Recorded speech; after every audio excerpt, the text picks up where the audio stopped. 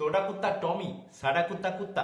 গালগোটিয়া university যেভাবে গোটা পৃথিবীর কাছে গালাগালি খাচ্ছে এবং যেভাবে ইন্ডিয়ার এআই সাবমিটকে বেইজ্জত করলো, সেটা আটকানো যেত কিভাবে? ভারত সরকার ইন্টারন্যাশনাল এআই সাবমিট চালাচ্ছে।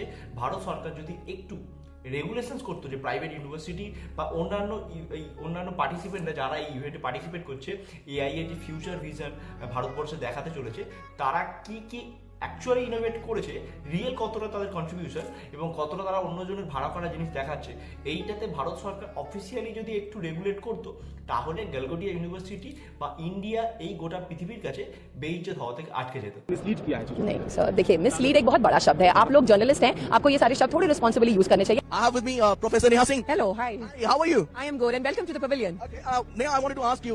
We see all this new technology happening here. We see this. This is Orion. You need to meet Orion, and this has been developed by the Center of Excellence at the Galgotias University. Galgotia University আমাদের চোখ খুলে দিল।